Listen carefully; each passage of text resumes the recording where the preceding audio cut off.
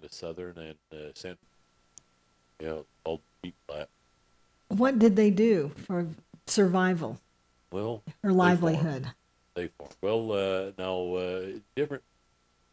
They were farmed. They like I say, the great grandfather, he was a dairyman. They had worked dairy cattle and whatnot. But my grandfather's older brothers, this James Hughes, and some of those, they were more in the business line. Across the street used to be Hughes Garage and the service station.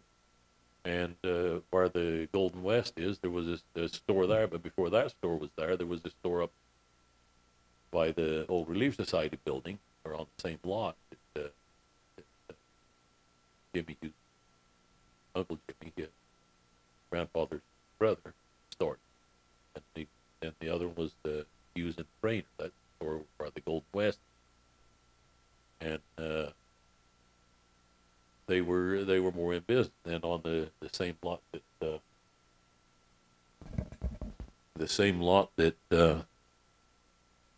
that Hughes Garage was on, then one of the grandsons there had a service station. Archie had a service station.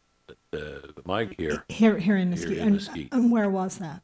It was up there. That is that piece of ground now where there's some townhouses there, and the old mill. The apartments and things. The first old mill apartments. That was that field right there. Okay. There's a corner right behind the shell and the doctor's office and the big old tires. And what did they farm? What was they raised just about anything they could, whatever they eat, and of course alfalfa for stock, and they raised grain. They had gardens. They raised beet seed. Where was the family house? It was in that area, wasn't it? It was right there, right on the corner of Hughes and First North. Is the house still there? Yes, that's the house. That's the house that. That house was built later, but it is set in the place that their homestead was, where they lived. Their lot was. They had a little 16 by 16 wood shack, I guess, is what they lived in. It was just the lumber board, your slabs, just your lumber, 1 by 12 lumber nailed together, and there's where all the kids were, I guess, born. And how many children did they raise? They had 13. Wow, in that little house. How did the dairy business get started? How did they? There was. I think they always had a cow or two, but just probably for their own things, but their own use. But they had tried different ventures. We'd heard of them, in the raising the grapes and raisins and different things. And there was one time that they had chickens. They were going into chickens. Well, I don't know. I think my dad wanted to start. He got him and one of the Toblers had checked into it and saw, well, hey, dairy might be a way to go. So they started there, and I remember when they first started, they had several cows to milk, and I was just a toddler, and I remember milking time every afternoon. I'd head down to the corral with my cup and have a cup full of warm milk, and one of them squirt the cup full, and have some foam whiskers and all. But my goodness, to think about trying to drink warm milk now about gagged me. So how did it progress to be the business that I remember? I mean, I remember it was just a huge dairy. It went on from there, and it just I don't know, about that same time. I remember when they were building the first dairy barn, and I say just a toddler, but I don't remember a whole lot. I can remember going down and getting the warm milk. I can remember when they were building the dairy, when they were building the barn, So And, so before then, it was all hand milking. it was all hand milking. It was all hand milking. So- And when the power went off, which was quite often, it was still hand Still milking. hand milking. And I even got in on some of that. So Yeah, the power would often, but, be off, and you had to, those cows had to be milked twice a day. cows had to be so- milked twice a day. And you probably grew up I grew up being learning how to out there do that. doing it. Yeah. How old do you think you were when you started actually milking? Being there, you know. Oh well, Well, I was there helping from the time 7, 8 years old, I Wow. guess, or maybe a little younger. Little chores and things you could do. When a little older, you got to wash the cows to bring them in. You'd have to wash their udders and get them cleaned off. Well, after they were milked, then they had a disinfectant. They dipped each of the tits, and that there was one of the things that a little kid could do. Is you go up there and you had this little can, about like a tuna can, with the disinfectant in, and you dip each one of the hey, how many of of the teeth. cows at that time? So I mean, Oh had to be goodness, run through. I don't know, 40, 50. and who in the family? I know it was a family. You know, who was involved?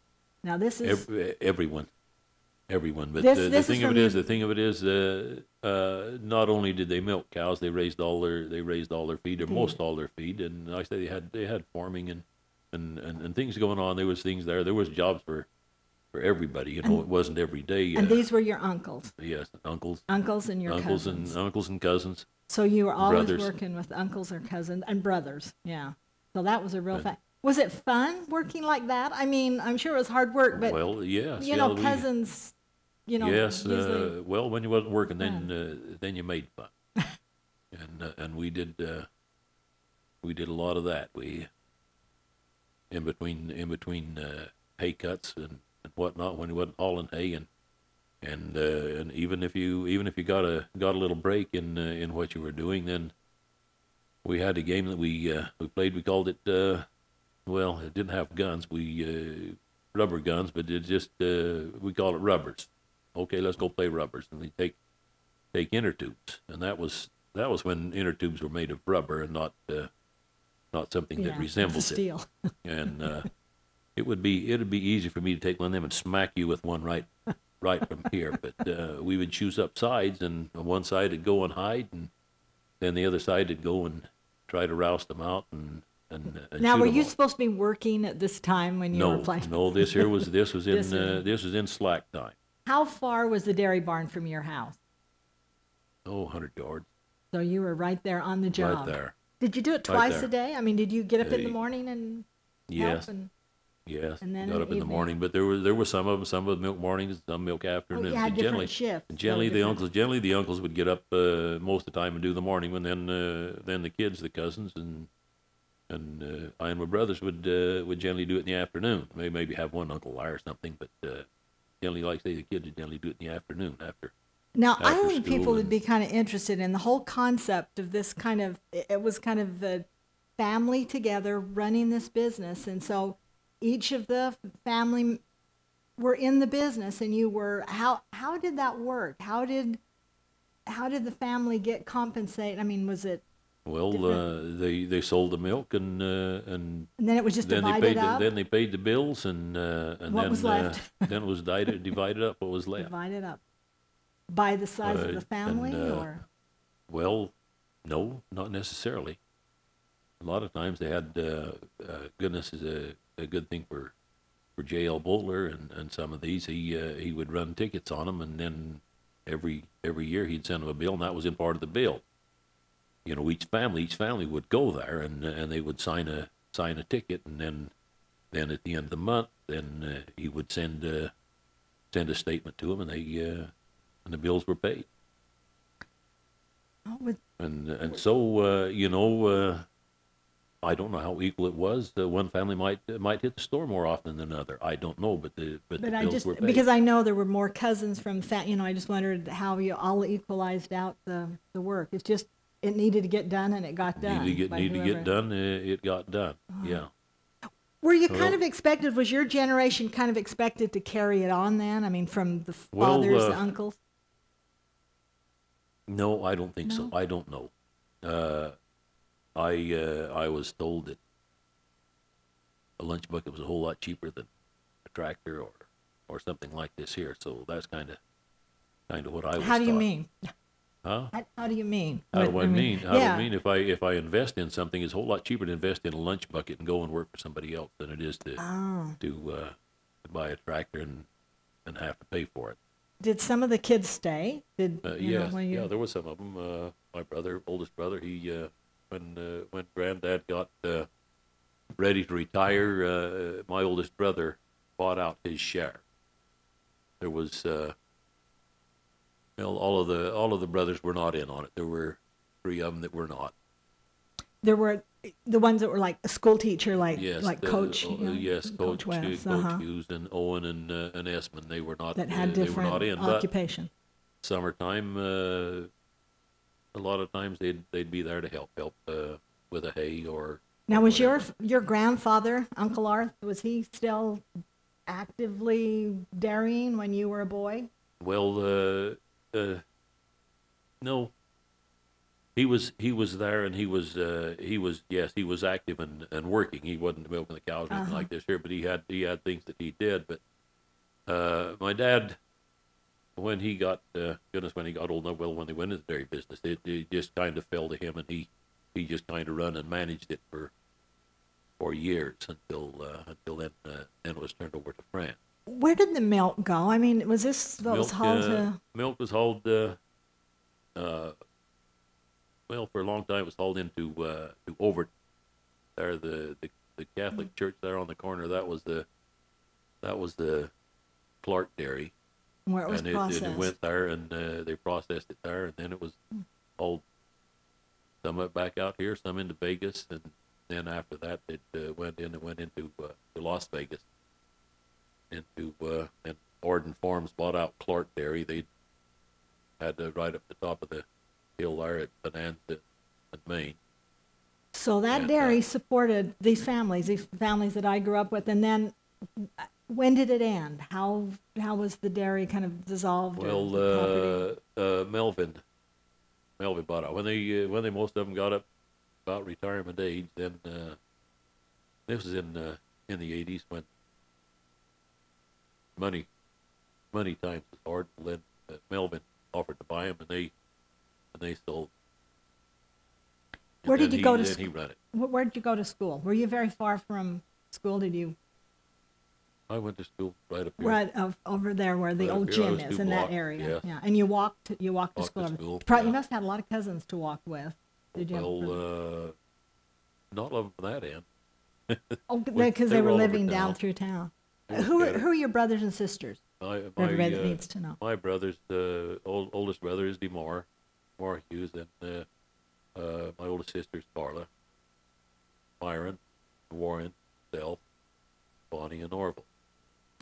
And you still have a bunch of cousins here. In fact, isn't Melvin a double cousin? Yes, of Melvin yours? is a double cousin. Tell me how that works. How are you double cousins? Well, our moms are sisters, and our dads are That's brothers. So we're I always thought double. that was We're double neat. first cousins. So. Double first cousins. Who are some of your teachers that over at the old school? Or Okay, my first grade teacher was Mrs. Vanderhopen, and I don't know if she was here any more than just the 1 year. I don't know. Then second grade was Daisy, Daisy Reber. Mm-hmm. and third grade was Miss Knight. Yeah. Fourth grade was Mr. Blakesley, and fifth grade several. Okay, where'd We you go? started out with Mr. Karchner, and I think we had Ann Hughes for a while, and we had, I think, oh goodness, who did we have? And I think it finally ended up with Vita Cox. Finally finished the year. We went through several teams that year. And so you went up to sixth grade Then over went to here, sixth right? grade over and here, then where'd yes. you go to high school? Then went to high school in Bunkerville. Okay. And how'd you get to school over there? We catch the bus if you got up early enough. You could run fast enough. Well, we're about at a point in your life where Vyonne comes in there somewhere. Don't Oh, when we did- still got when- it. Well, yeah, that's about Isn't that That's about the first time I saw her. Yeah. when did you move here, Vyonne? Um, I came here the fall of 1951. Okay, so I was 11 years old. you were still in elementary then, or were you ready No, to go? I was in 7th grade. You must just started. You just Mhm, started. just Where started did you 7th live? grade. Where did you live here? Here? Yeah, Everywhere. you lived in different places. Our first place of residence was in the upstairs apartment at what most of you may remember as Chalet Cafe. It was Vonda's Cafe. And there was lived. yeah, you can still see there is an apartment up there. Mhm. So your mom moved here, and did she work downstairs? I mean, did she work at She the worked cafe- as a At the waitress. waitress, Mhm. and then you had a sister here, Marilyn. I had a sister. She Uh-huh. came here in Marilyn Reber. 1950 when she graduated from high school and started working and convinced my mother to come down here and work. And my parents were divorced, so that's how come we ended up here. But did you did live down on Riverside Road though, didn't you? Oh, see, maybe No, I'm thinking that of was Maryland. where my That's sister right. lived. That's right. But I And- did live in other places. So you went to school in Bunkerville, Uh-huh. and how did you get to school? We went by school bus. School At that time, we had 2 buses that went from here to Bunkerville to the high school. The high school at that time included the 7th grade, 7th, 8th Yeah, there was no middle grade. school. Yeah. There was no middle school age. We had a small school bus that was driven by the music teacher, Mr. Fullerton, and he would leave his run a little earlier and drop kids off in Bunkerville at the school and then go down to Riverside, pick up students there, and come back to the school. And then later, I think Daryl's uncle Esmond was still driving school bus when I was, that younger age. So they staggered the starting time. So all we needed was just 2 buses, right? Just Here 2 in the- buses. and so they just keep going all the time. I don't think they provided busing for the students here in Mesquite. I think they all had to go on their own. To Bunkerville though? No, Oh, I meant to To elementary, elementary. school. Yep. Yeah, that's true. Though I remember The ones down the lower end of town, they picked up. they got in bus. Yeah. All in, yes. But the thing of it is, there's as many kids in one class now as what there was in the whole school Exactly. then. So, Exactly. Who drove the other bus then? Who drove the big bus? Well, when I was a senior in high school, Daryl's brother drove it. He was also a senior in high school, and you wouldn't see that in Clark How County School old was District he? today. senior. He was a senior, A senior in high school driving the bus. 18 years old, and drove the school bus. So what did he do? Drive over, go to school, then drive back? Mm-hmm. So did the bus sit at your house then overnight? Then is that? Yes, it was out on the street overnight. No, I don't think that probably wouldn't work today. It would wouldn't happen today, but it A did at senior. that time. Yeah, Uncle well. Uncle S was driving the bus, and he did for several years, and because he was custodian at the elementary school, and Yeah. And drove bus also, and then my uncle Marion, he drove for several years. I don't know, 2 or 3, I Yeah. don't know. Yeah. But by then they'd had the 2 buses. They had the 2 bigger buses, and the little one also. I guess they got students enough that required it, and they got oh goodness, they got a new bus in I think in 1953, 52 or 53, and at that time then they had the 2 bigger buses. And then the one bigger one would leave a little earlier, and then the other one was a little bit later. So we had two different runs of going. And So Vyonne, you and Daryl were in high school together, and so you dated and some in high school. We did when I was a senior. I'm a year older than he is. He was a junior when we started dating. What did you do for dates around here? Because there wasn't a lot to do, was there? This was before TV? Yep. No. His brother that drove the school bus, by the way, he was a working man, and so he bought the first TV that was here in the valley. And so their home was like the theater. Every night, people gathered there just to watch TV. I can remember the first time I saw television. I went to Las Vegas to do some shopping. We used to catch the Greyhound bus, my mother and I, and we'd go down there and shop. Fremont Street, the bus depot was up at the top of Fremont Street where the Plaza Hotel is right now. And all the I good saw shopping they had was it right out down on, they had it out on the sidewalk Yeah. showing people television. But it didn't come here until just a little bit later. What were some of the classes that you took over at high school? What were some of your favorite classes? You know, I liked all of them, really. I enjoyed school. I took civics from Derald's uncle, Wes Hughes. He was also the coach. And very brilliant man. I learned a lot from him. I enjoyed that. Learning Nevada history. I was involved in band and chorus and home economics and just a little bit of everything. Well, you know, Vyonne, one of the things that I remember about you were your clothes. You always had just the neatest clothes. I just always thought, and you're so tall, and so where did your clothes? I mean, you know, in those days it's either out of a Sears Roebuck catalog or, you know, how did you do? Why'd you dress so well? I never had clothes out of Sears and Roebuck catalog. I never had any. I think my first purchase dress was my wedding dress. Oh. I made my own clothes. I learned to sew on Old Singer treadle machine when I was in elementary school, and by the time I was in 7th grade, I made all of my own clothes. 7th grade. Who taught you? I mean, where did my you? mother. My mother Wow. sewed for me. I have an older sister. My oldest sister did sewing for me too when I was a little girl, and I can remember my clothing being made out of feed sacks. My dad worked at the turkey farm, and the feed for the turkeys would come in feed sacks that were printed like cotton prints. Design, you mean like flowered and things Florals like and Wow. stripes and plaids and everything.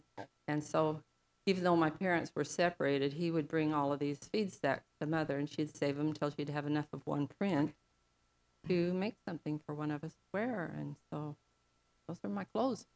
Well, so that would have put you ahead of I mean, I know that a lot of us grew up sewing, but to be in 7th grade, what happened when it came time for you to take home ec? Did you already pretty much know it all? I mean, did you know how to? I had learned everything from my mother, Wow. really, really.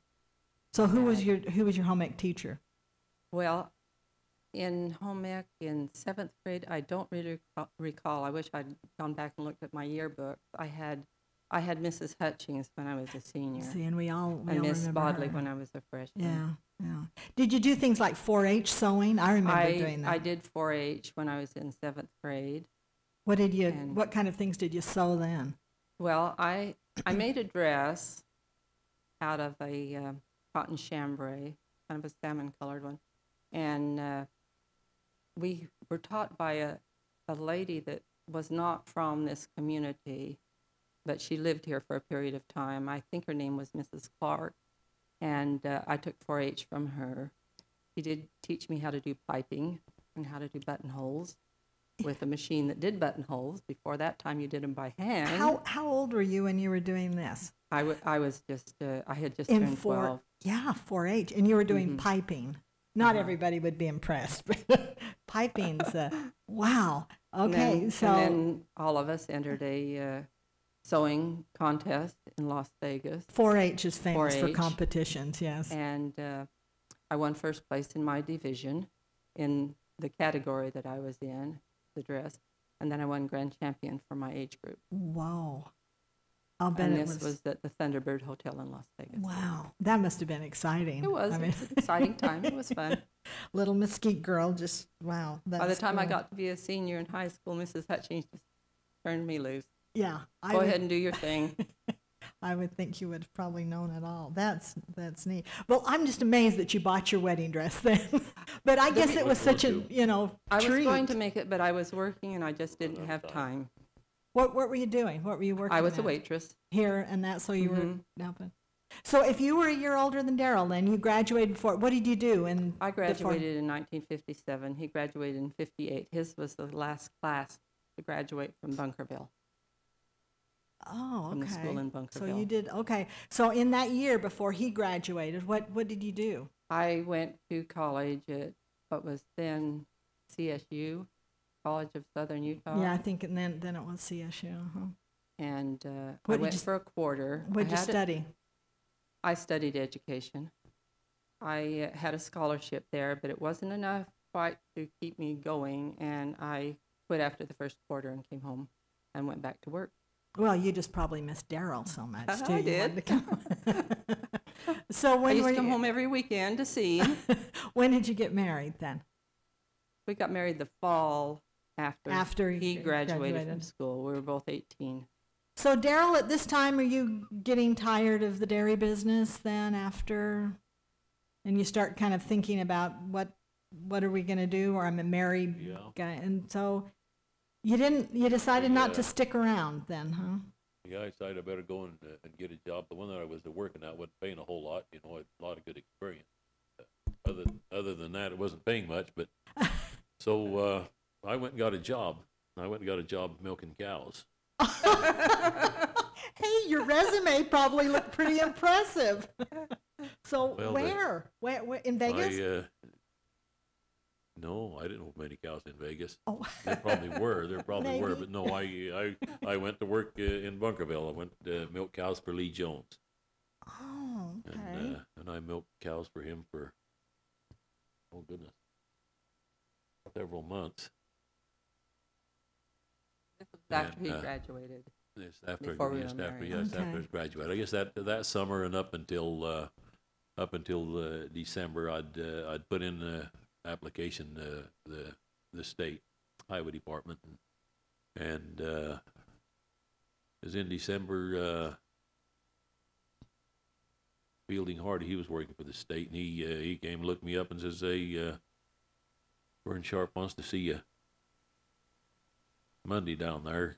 Can you make it down to see him?" So I went down and saw him, and then went to work for the state. So were you excited, or did you think, oh my goodness, the highway Oh, department well. doesn't have cows? What do I do? Well, the thing of it is, they have tractors and they have other Oh. things, but that's pretty much a learning thing. They start you off learning stuff that you can understand, and then as you grow and you learn, then you can take tests and progress on up.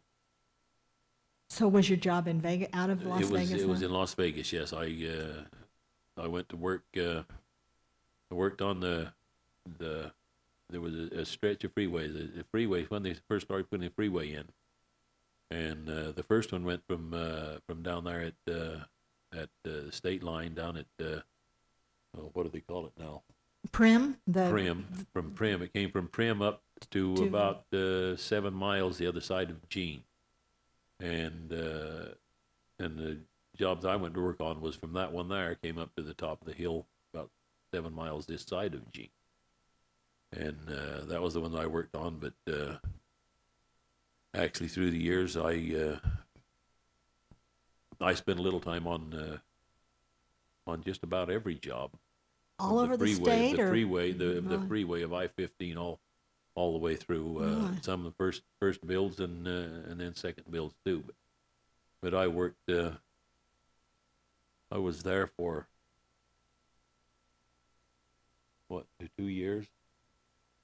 2 years, and then we moved in to Las Carson Vegas? City, and yes, Oh. in Carson City. Then we got transferred to Carson City, and was up in Carson City, worked in Carson City, and over to Fallon, and back to Carson City. And, so you have no say where you go. Pretty much, it's where they well, need you. you could, yeah, it was that was about it. I think you could have turned it down or said no, but then maybe tomorrow you might not have been working. They may not have had a job. You pretty much had to go where the jobs were, where jobs were being done, and where help was needed. What kind of work did you do? Were you on equipment? I was in surveying at that time, construction surveying, and quite a process. Did you ever miss the cows? No, because I could see them every weekend, or sometime even get to milk some on a weekend. So you didn't get too lonely. Did you ever miss mesquite? I don't know if I missed Mesquite or not, because I was back here every weekend Oh. about. So it's still home. So it's kind of like Well, say you can take yeah. the boy out of the country, but you can't take the country out of the boy. And Well, so you had so much so, family here. I yes, mean, you just family and everything, grandparents and and yeah. parents, grandparents, So you and the whole moved. work. So Vyonne, you moved to Vegas then, right? And Yes. Where'd you live in Vegas? That We would have lived been. in an apartment that was owned by Vida and Ed Curry. Oh, They owned okay. an apartment complex. Now, is your there. family starting to come along now? Is this during this time? Did you have Our your first kids? one was born when we were living in Carson City. Carson City? Okay, so you probably got around to different places, yeah. Yeah, we just transferred all over the state wherever the job required. We were there, what, 2 years, year and a half? About So a year and a half. And, How many children do you and, have, and who are they? The ones that, especially the ones that live here, that people would know. We have 6. 6. Yeah, there's Valerie Morgan and Landon Hughes, Shauna Fluff now, and Trevor Hughes, and Devin Hughes, and Byron again. So do you have kids here living close by? I mean, I think we all recognize Yeah, some most of of the them, kids' yeah, names. beginning. We're running a homeless shelter at our place. We have 2 of them that live with us. Well, Byron and her little boy lives with us, and then Valerie and her husband live with us. And well, I've dropped by several times, and I'm seeing all the others too. So you and just Trevor's family a has lot of been here with company. us, although he's working in. They were the ones that were in Japan, and he's working in Henderson now, and they have a home there. But they wanted the kids to finish up school here, and so his family is here with us during the week. Well, then We have a house full. yes, and you've got a lot of generations that have lived and are living in Mesquite, so that's great. Vyonne, so I know that you taught school, so where did your education come? I mean, you sound like you were Well, really busy. I just kind of lucked out in many ways. I had started college up in Cedar City, and I only had 1 quarter, but I did get some of my basic classes over with during that 1 quarter. I didn't go back to school until it was after Byrona was born. So your last child. Okay. I started out, Derald and I took EMT classes. And for 10 years, we worked ambulance here That's right. as That's EMT2s. Oh, that must have been an And as driver experience. attendants. This was volunteer. Yeah, It's this all is volunteer. when our ambulance, everything Was everybody volunteer. was volunteers. Mhm. Yeah. But we started out with those classes, and then I just continued on. That was provided by Clark County Community College, and then I just took classes as they were available here in the community, because you had to have at least 10 people, or you couldn't have a class. And so we go beat the bushes to get 10 people. Derald took many classes with me just to fill that quota so that I could take a class. And I had started working. I was offered a job by the principal at the school as a teacher's aide, and I started back more seriously as far as my education was concerned at that time, because that gave us the additional funds for me to take classes. And so I just picked up the classes. It took me 4 years to get through my first 2 years of college. And luckily, those old credits that I had at Cedar City counted. They don't do that anymore. If they're 5 years old anymore, but mine were 20 years old, and they gave me credit for them. And were you always focused? I mean, did you know just exactly I what you were started gonna out, I go wanted in? to be a high school home economics teacher. I could see that. And when I started So neat. as a teacher's aide, I was working in special education, and I decided I wanted to be a special education instructor in grade school, because I really enjoyed working with children with learning disabilities and watching their progress. And so I had changed at that time. And then after I graduated from Clark County Community College with a degree in preschool education. That's my associate's degree. And then the next 2 years I went full-time to what is now SSU, is that what they call it now? Southern SUU. Anyway, in Cedar City, and they accepted my degree from Clark County Community College, and not all colleges do that, but they did. And So you were commuting to classes up there in Cedar? I commuted to some classes. I took summer school classes. In fact, my instructor for special education, I had never taken a class from him until after I graduated from college. It was all done home study and on the job because I was working in special education as far as my work at school was concerned. And they took my EMT they took my EMT training as biology and my EMT 2 training as physiology and signed off my entire science block when I went up there to school. And I majored in elementary education and minored in early childhood education and special education resource. And graduated in 1986 when my second daughter graduated from high school. And when that next year, then you started. I had to quit my job at school to do my student teaching, and then there were no openings here in the school. It still hadn't grown that much yet, and I substitute taught for a year, and then I called Las Vegas and I said, "Open my name up to anywhere in the district." And they said, "Anywhere?" I said, "Yes, I want to get to work. I'm getting old. I've got to get to work." And so I was called in for interview, and I went to work in Las Vegas and commuted daily to Lois Craig Elementary School. It was a year-round school in Las Vegas. And then my principal down there knew I was commuting every day, and he knew that I wanted to get a job here when it was available, and he called me in one day and said, according to statistics, and he said, "I think they're going to have an opening at Virgin Valley Elementary for a first grade teacher," which is what I was teaching down there. And what year was that? This was in '88. Okay, so this Mesquite was kind of starting to grow then, wasn't it? That was kind of. And so I came up and interviewed for the job. He said, "I'll let you out of school early so you can go and meet the schedule and interview," and I did, and then transferred that. I got out of school down there on the 30th of July and started here on the 17th of August. Wow. Because I was at a year-round school. Yeah. Our session ended at Now, that time. somewhere in here, we've missed your move. I mean, we've got you around the state working for the highway department. How did you get back to Mesquite? Well, Were the cows calling your name back? well, kind of, but no.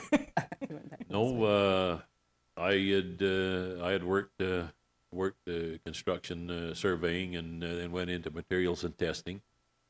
Been in materials and testing for a good number of years. Went to school and they trained me, and then I come down here. But then We went back I've to been Las doing it, Vegas for 12 years. He worked the district lab down there. I'd been doing that for a long time, and every once in a while you need a change, and talking to one of the guys that's over the maintenance department down there, and he says, "Well, you're going to need somebody in Mesquite." And so I said, "Well, can I transfer?" "Well, you'll take a cut." I said, "Well, I'll take that," but because I could always milk cows, substitute, and I did, to kind of supplement.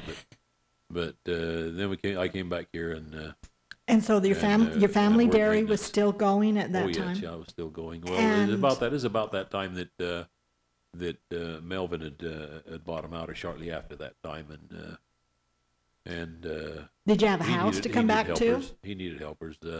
No, we brought our house with us. We We had a mobile home. had a mobile I had to home. have that for transferring all over the And state. so where'd you put it? I mean, where did you originally? We put it right where we are now. And isn't that next door to where your folks? That's next door to right where I there. grew up, to where Yep. where You I could lived, where I you could lived. still see the cows every day I if you can wanted still to. see the cows every day. Yes, for quite a long time. In fact, I kind of miss them sometimes. Sometimes cows make better neighbors.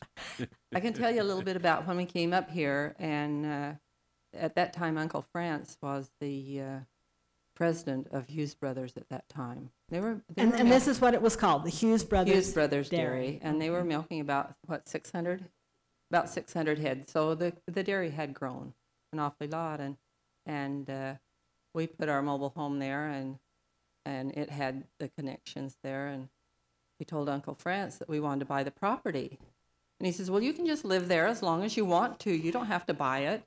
And we said, "No, we wanted to purchase it." And we had property in Las Vegas that we sold, and had the cash to purchase it. And I said, "Well, how much do you want for it?" When he decided that they would sell it. And he said, "Oh, we bought that field for about $5,000. And that was where it extended clear down where all that housing is behind us, clear down to Jack Hardy. Yeah, I all the think, way down was it. Old Mill Road. Not quite that far. Clear, yeah.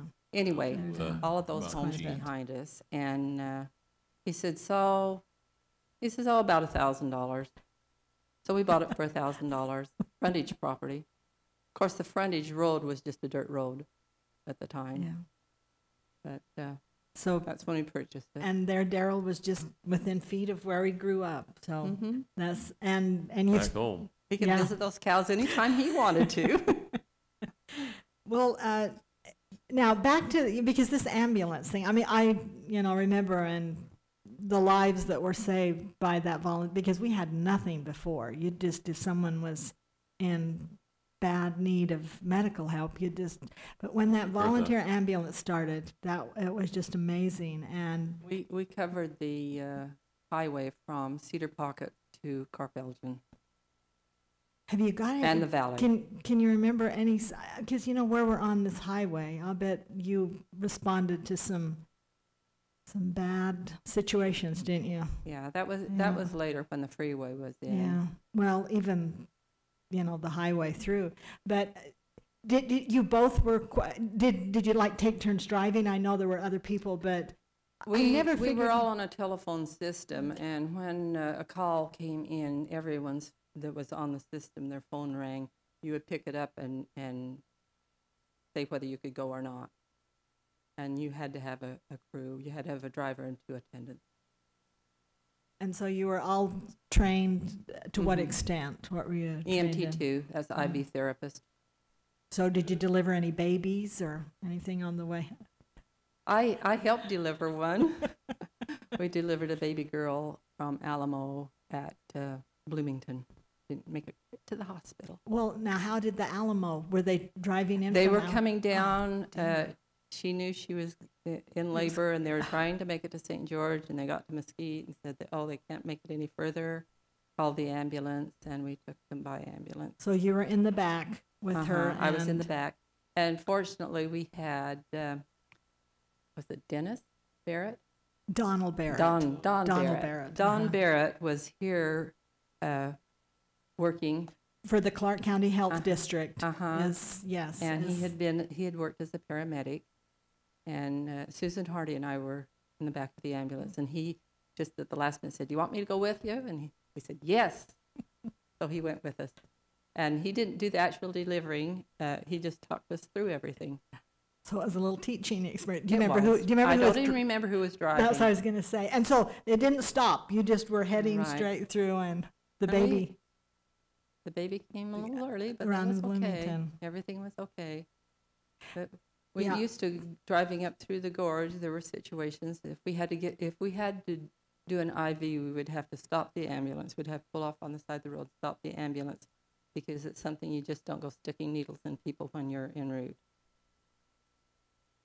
Sometimes it's kind of hard. How long did you do that? For how We long? worked on the ambulance for 10 years. And That was then just- I went to work at the school, and it was just too much to be getting up at the middle Well, of the night. And then That going group to of school. people are just unsung heroes to that, to this town, because I just, remember that how that worked, that people, and they were all wonderful people. I mean, it was just amazing. And the old ambulances, the old vehicles that they used to drive. Can you remember some of those old things that I would can remember driving one. do you? We had, I think they just got one of the newer ones when we had started. We started, I think it was 77 to 87 is when But Daryl, when you say new, I'll bet, sometimes they still were used. I mean, they were maybe new to us here, but New to us. they'd bring them from somewhere. Yeah. Well, that's wonderful. You've really contributed a lot to the community. When you think about you at school, what's some of your school memories, Vyonne? I know you've taught a lot of kids here in town, so. Well, I taught the first year in Las Vegas, then transferred up and taught at Virgin Valley Elementary. At that time, it was a K-12 school, which a lot of people here think, oh, About they how many never knew it was kids? a K-12 About how many school. kids do you think from K-12? Oh, goodness. I don't even recall. I'll bet it wasn't, I don't know, maybe a couple of hundred. It might have been around About 200. that, from kindergarten But to that senior, included everybody. everything. Yes. When they built the new school over here, The and new opened it in 1959, it became a K-12 school. Yeah, And that's when they dismantled the high school in Bunkerville. in Bunkerville, yeah. Uh-huh. And then moved and built And this then high school here. when I started teaching there, it was still a K-12 school, and it remained that for a number of years. When they were getting ready and to make the move to the high school, after they built the high school, for 1 year, I was taking from the classroom that I had originally been in, and they took all the first grades out and put us in portables. Oh, those portables. And we were in like a half-size portable and no water. When I'd take my kids, I'd take them twice a day for a walking field trip to the restroom because I could not let first graders go by themselves or they would get lost. And no drinking fountain then? With no drinking water? fountain. They finally brought in some bottled water that they put on stands. It wasn't cold, but it was water. And then when my kids were doing their ooey gooey glueys, I would have the cleanest one. I would draw some water from it in a little pail, and I'd have the cleanest kid wash up first, down to the dirtiest kid, and then I'd send one of them out to the ditch to empty it. Word, Empty that's the like, water out. sounds like pioneer time. It was kind of like pioneer time. How many kids did you have in that portable? I had 16, and I could stand in one spot and pass out papers to all of them at the same time, without moving. I had about a foot between the chalkboard and the first desk, and they were all just crowded together in a little tiny, tight group. And if I remember correctly, they were noisy. I mean, those portables just were not very acoustically, so it just seemed like, but then kids are noisy anyway. Yeah, they are. Yeah. We did all right. And then that year, then they moved the high school students out and the elementary students spread out. So how long did you teach here? I taught all total 18 years. That included the year in Las Vegas. When they built the school in Bunkerville, the principal at the elementary school was going over there to open up the school and asked me if I would transfer and go over there too. What kind So of I did. changes did you see when you started out and it was a K through 12 to, when you retired? The growth, and then of course we got the new middle school, which was named after Derald's grandfather, Charles Arthur Hughes. And there've been, a number of changes that's come with growth, and I think right now we're probably bursting at the seams at the schools. Yeah, I think so. They downsized that high school, which they shouldn't have done when they built it, from what the original plan was. But they've had to take the 6th grades out of the elementary school, and they put them, of course, in the middle school now. And there's still a lot of kids. And lots of buses all over the valley. And I don't think any of them are driven by 18-year-olds. When I was teaching at Bunkerville, we had 6 bus loads coming in each day. But see, we took the whole lower end of Mesquite, came into Bunkerville School, Boulder Elementary. Well, and we don't want to neglect how many grandchildren do you have? We have 17. You have 17. And Okay, 2 good. great-grandchildren. So, Daryl, in your growing up days here, how do you see life as being different from the way that you played around here and played with your cousins and that? How's life different from the old days? Oh, goodness. Just in many ways. If you don't have something in your fingers to push and play, you can't play, or whatnot. When we were growing up, like I say, we invented our fun, our games, whatnot. goodness, I and my cousin, we'd get a tire and we'd go rolling it around playing car, you know. And then if you could find a big truck tire, then you're really doing it. And I tell you, we rolled them things all over this end of town, and oh goodness, down used to run from up about to where Val Woods and Tuffy Ruth live now. There was a little stream that run down through there, down across the lower end of Jack Hardy Estate. And, What was it, an irrigation ditch? No, it was just a little stream, just a little creek that came up. The water come up there and come up, and it run down through there, and there were fish in it. And I always had a fishing line in my pocket. Couldn't say a fishing pole, really. It just every one of us, I think, had one. Always had a flipper crotch. So if you wanted to hunt birds or shoot at something, all you had to do is find a few rocks, and there was games there, target practicing or whatever. Or like say, if you got down to the creek and you wanted to go fishing, all you had to do is find a grasshopper or turn over a clod down there and get a worm. You always had to take your fishing line out. You done do it off a little stick you'd have about that long, and you'd catch unwind fish. it, and there's lots of poles down there alongside the creek. So Yeah. you bust off your pole and you get a new pole and you tie the string on, and you fish. You catch your fish, and catch and release, whatever. Then when you get done fishing, you get tired. Then you roll it back up and hook the hook in the end of the stick and bust the stick off, put it back in your pocket. Did you go swimming down there? I mean, Went swimming down there a good number of times. in yes, that creek or up in that? Well, did you ever right go in up in the right canal? in the mouth, right at the mouth of the creek, where the creek went into the river, is a pretty good little hole there, and it was always clear water. But generally swimming, we went up in the canal up the end of Willow Street. But anytime there'd be a flood come in,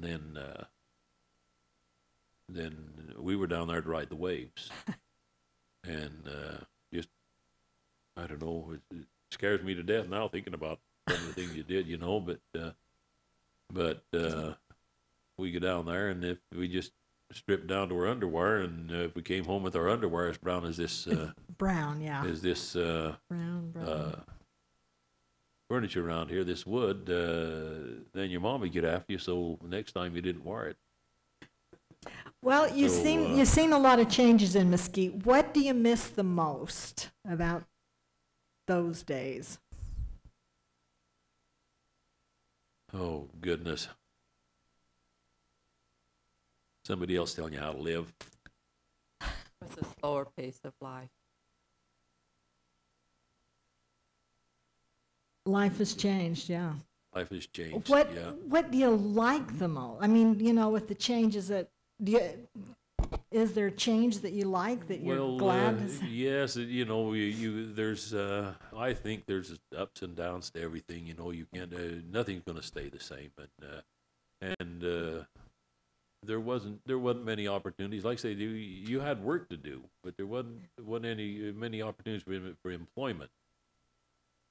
One or two or three here. Well, anymore there is more opportunity for employment, and still it's getting better, but it's tough to be able to make enough money to live where you want to. You want to live here, but you can't make enough money here, so you got to go to Las Vegas to get a job that'll pay you enough, and then it costs you half of it to go back and forth. You've got some kids that live here now. I mean, they've found jobs here. I mean, you have a teacher, right? You have. Well, You have but some then teachers? they've moved now. Well, have they? Yeah. Okay. Yeah, they just Valerie teaches. Valerie teaches. She teaches down in Perkins, and Landon is the ECS for the high school, but they just moved to Hurricane. Got a house up there. They were looking for Well, That was one of the drawbacks. They could not find anything here in Mesquite. Housing is very Okay. costly. They got a very nice home up there for a lot less than they had paid here. Probably about 200,000 less.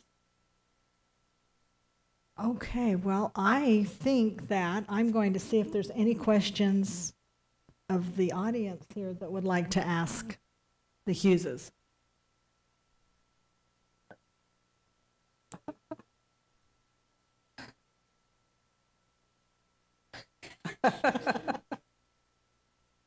Okay, it's been asked by the audience, did you ever get in trouble? Are we asking, it looks like Daryl's ready to tell something. Does a I bear, never does a kids. bear live in the woods? I'm wondering if that was Gail Frainer asked that question. I was about wondering the- if she knows something. Everybody in town took care of you. And Yes, but the thing of it is, if you were away from home and got in trouble, by the time you got home, trouble was waiting for you again. Because, you know, you didn't only get it there, or even at school. If you got in trouble at school, well, teacher would work you over, and then when you got home, then you'd get it again because they would know about it. Yeah, and, by the time you get home, everybody knew. Yeah, so that that's was, right. everybody was looking out Of for course, you. everybody in small here town. was Everyone was knew. aunt or uncle or not too far A neighbor. distant relative. But yes, but like I say, if you got in trouble, then it generally beat you home. But yeah, what kid doesn't get in trouble? Okay, I see. Is that another? Okay, Sam Reber has got a question here.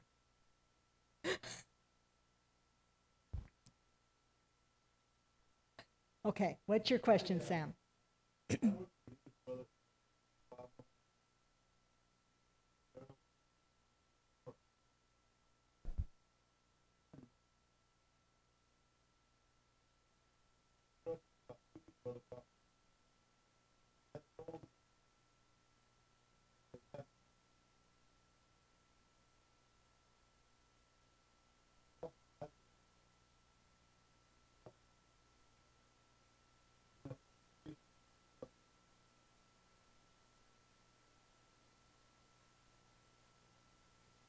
Yep, that's Yeah, That's amazing. that That's that good. was one thing that I didn't get a whole lot of is it wasn't introduced to or any of the management. I was you know, I was help, but other than that, you know, your brains wasn't really important as the brawn.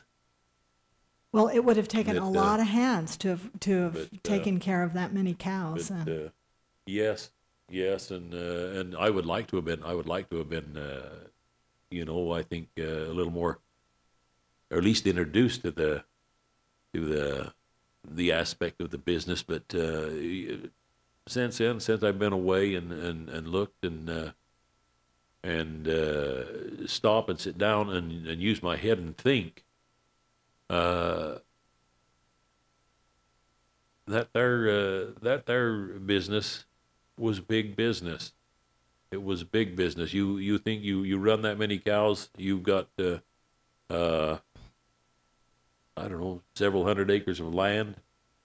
You have hundreds of thousands, maybe even $1 million or more of equipment, and keeping that all together, keeping it running, keeping it up, and keeping track of all of it, it took somebody with a little bit of brain. And then besides running that, my dad was on the water ditch. He was always on the water ditch presidency, and was one of the spearheads of getting the dam and the concrete ditches in. And so the thing of it is, they knew the land, they knew the valley, they knew what was going to happen. I know when they built the dam up there, when they got it finished, this was early summer, and the contractor there that had his stuff there and got it done, and my dad told him, you better get that equipment up out of the river. You better just get it out of there. Don't be leaving it sitting down in there. Well, They moved some of it. They didn't move all of it. Well, within a week or two, a flood came down, and all that stuff was underwater halfway up. And it was a big flood that came down. I remember up there on the top of the hill with my granddad was there, still watching that, and the tears just running down his eyes. Just tears were running, and he said that it's just a miracle. It's a miracle to see a flood like that come down. It just rolls over top of that dam, doesn't do anything. And the many, many times and years that we had to come up here and rebuild that dam, put it in, put more brush and rock in there to get the water out into the canal. Yeah, when they finally got a dam in that was strong enough to withstand the floods, that just changed so much. It stabilized a lot of things. That was. And that stopped a lot of work for a lot of people. I want to just mention one thing because this has been on my mind since you asked Derald about how far the dairy was from the residence. He said it was about 100 yards. Their home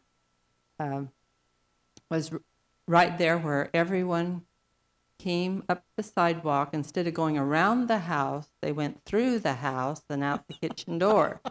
And Derald's mother, bless her heart, she would bake. She'd have cookies and cinnamon rolls and homemade bread, and every kid that passed through would help themselves as they went through the kitchen, and she never complained about it. Oh, my. I think that's why they did that. Yeah. Yeah. Just to reap the benefits of a good cook. And that's why they went through the house instead of around it. It was the adults, too. It wasn't just the kids. Are there any other questions? How many were in your graduating class? I think there were 18 that graduated, 17 or 18. That was about pretty much that all the way through. We'd had one or two would come and go, but pretty much the same ones all the way through. They stayed consistent. There was 18 in mine. Yeah. Any other questions? Gail again. Not only do they have that one, they had one that run to Riverside also. That was Warren. No, that was Warren was the one that drove Warren the big drove the bus here, and then Paul Foster drove the one to that was Riverside. later, yes. That's right. And he was a senior also in school. For at least 3 years before that, they had seniors driving. Well, it makes sense. The kids are going to school anyway. Let them drive. Yeah, they were licensed drivers, and that was all that was required at the time. Yes, they got paid from the school district. They were paid. Derald's brother Warren also that year that I recall about him driving the school bus. He took us on our senior slough trip to Los Angeles. So in the school bus. So like ball games too then, and sports, did they drive? Yeah. Well, okay. Hey.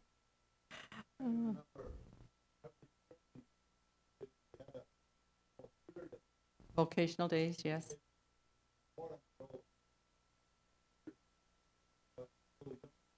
Mm-hmm.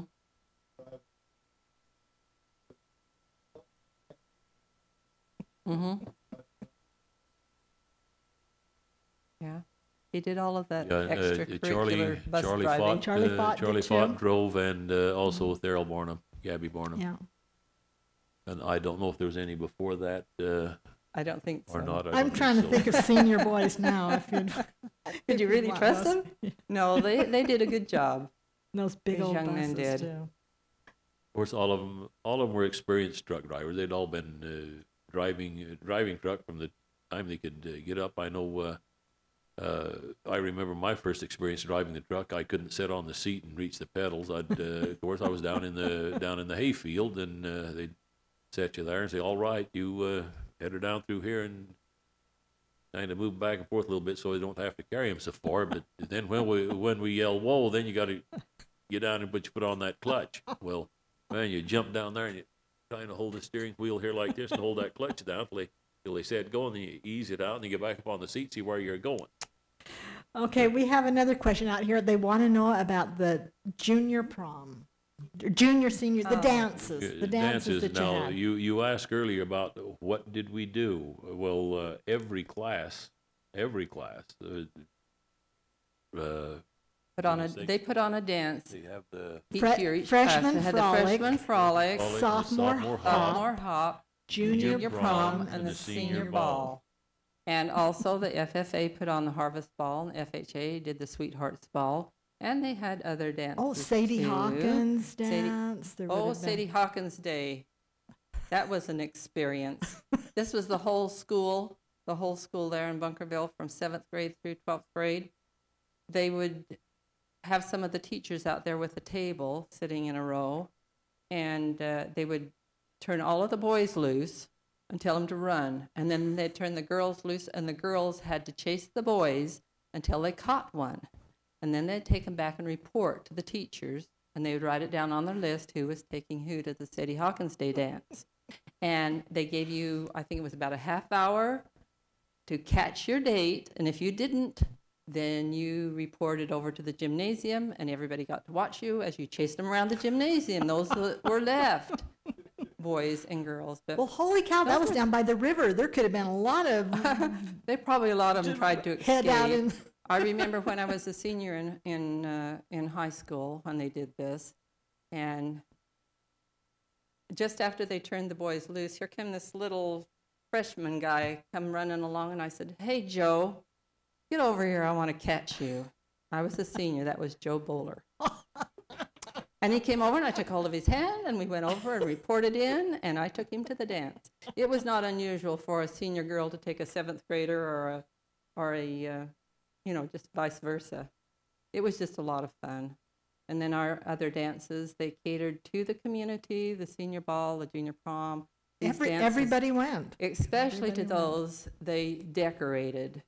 I mean, it costs, you think of the cost of things nowadays, but even at that time, I know we paid several $100s for crepe paper and things like this to trim and decorate with. And admission into the dances and usually just barely covered it. Right. And that was all we And needed. it was a moneymaker because the community came. Those that didn't dance came and just watched the dances because Parents, they enjoyed it. It was something to grandparents, do, yeah. and grandparents. And those that did dance came and enjoyed it. And the year I was a senior, we did the Blue Moon was our theme. We made this big, huge moon that we used the backboard of the gymnasium to hold it up. And then the juniors came along that year, and they turned our blue moon into a Canadian sunset. And it was beautiful then, too. I remember, yeah. It was a lot of fun doing that. They'd let the juniors, if the juniors were doing the junior prom, they got out of classes for that week to decorate.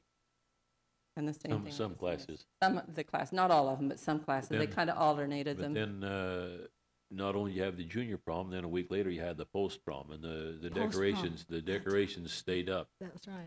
that So you full got week. two that for full the- week. So you got two. Because you worked so got hard. two of them. Yes. And Yeah. did they do?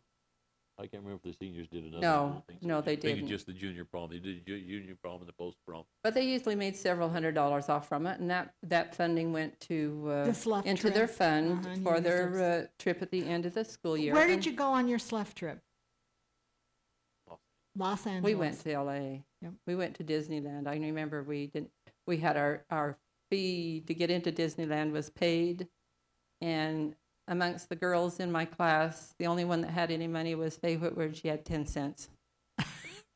By the time we got to Disneyland, we just visited different things down And there. yes, and Disneyland had just opened up, not Uh-huh. too much. But 'cause see, we you had were our some of the tickets and first things kids, paid, yeah. but we just Yeah. didn't have money to splurge on No. other things. I remember that year, Which that was you kind of guys went. devastating for girls, but that was the way it was. We'd already spent it. We blew it.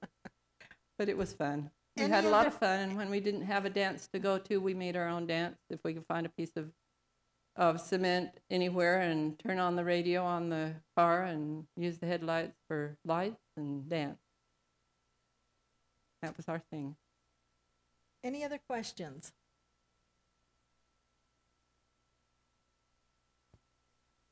Yeah. Clint? Did Clint have his Yes. hand up? No, I'm gonna ask him. I don't know if that's allowed. That's not allowed? Okay, all right. Well, Darrell this- has he's a talking question about, for he's Clint. talking about dancing. That was just after we moved back over here, wasn't it? We were put in as dance directors for the church, and we put on a dance festival. And It was supposed to be a ward one. It turned into supposed to a be an state award, one. but it's turned into a stake one because the other valley, they wanted to participate doing it. Come on, more the merrier. But anyway, it was the younger kids was doing a square dance, and Clint, I think he made it to one, maybe two practices. We had these pretty regular, and we got there the night of the dance festival, and here come Clint. We'd never had more than 3 squares, and we ended up with 8 that night. And got there, and I just purposely watched Clint. He never missed a step, never missed a beat. I think he must have been practicing at home, but he did great. We had a lot of fun experiences. That's another story at another time. Well, if there are no more questions, I think that we want to thank you for coming. It's been a wonderful experience, and I've really enjoyed reliving life in Mesquite. So we'd like to thank you. Well, thank you. For coming. So I'll turn the time back over to Aaron. Thank you very much. As a memento of your experience here this evening, we have 2 certificates of appreciation for both of you. So let me give these to you.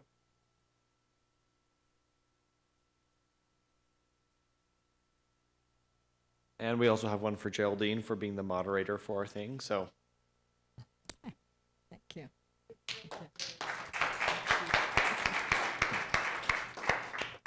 I'm just in a few last items. I would like to thank the committee, the historical committee for helping put this together. I'd also like to thank Erica Mercado. As usual, she does a wonderful job of taking care of everything that makes this go smoothly. So very appreciative to her.